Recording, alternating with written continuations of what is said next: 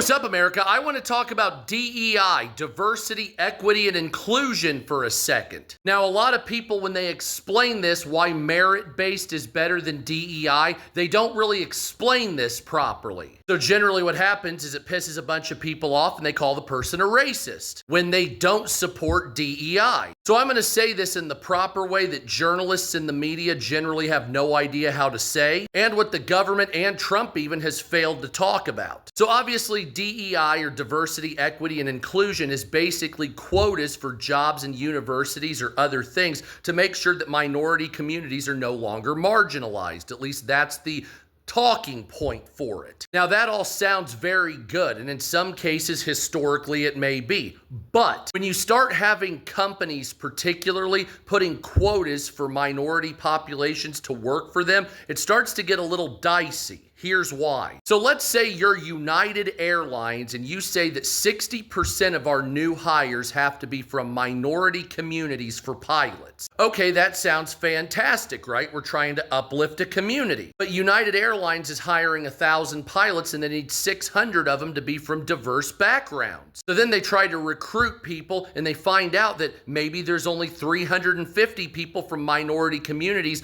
that have passed the university to become a pilot and has all the pilot training and everything they need. Not because of race or anything like that, simply because, well, there's not enough people in the pool in total. And so you're hiring 1,000 pilots, you need 600 of them to be from the minority community, but you're only getting 350, and the rest you've hired were white people pretty much. So now there's a quota of about 300 people that are missing from your own quota that you created at United Airlines. So since there's not enough people in that field to meet those credentials, they start getting people from foreign countries to fill those positions, which is why you have so much foreign labor coming into the United States that's educated. So what happens is there's not enough people from the communities you were trying to uplift, and so you source employment from a foreign country, effectively fucking over not only white people, but also minority communities because you wanted to hire them and you're not hiring them, you're finding them from somewhere else because possibly the pool wasn't big enough for your own fucking potential that you wanted.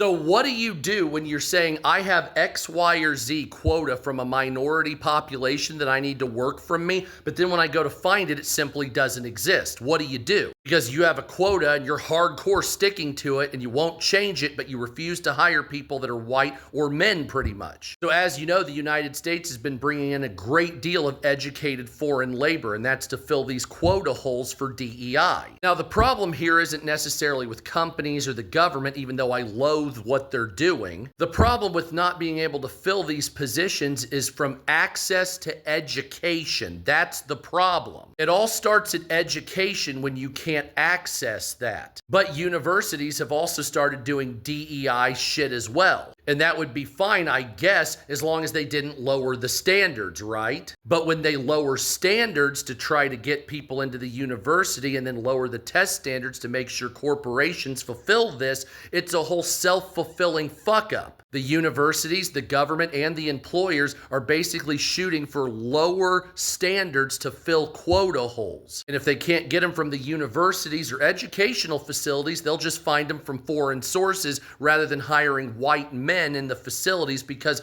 they would rather not have people work than be declared racist or marginalizing a community, which of course is bullshit because these are the same companies and universities that made their own quota up out of nothing. Nevertheless, this DEI bullshit could basically stop and everybody could have high merit if universities and the education that we need was free or nearly free. Now, the reason I say that, much to the chagrin of Republicans, is that our tax dollars generally pay for education here in America, including public universities. You know that, right? Your tax dollars pay for colleges to exist and operate. So why you're paying $50,000 or $60,000 for a liberal arts degree is fucking beyond me, because we've already subsidized the university through our tax dollars. And so basically merit-based or a meritocracy could exist if everybody had equal access to universities. You don't have to pander to minority communities. What you have to do is stop being a profiteer at the university level. And that's really the problem right here at the end of the shrubbery maze. It's the same with the healthcare industry. If you weren't so worried about making fucking money,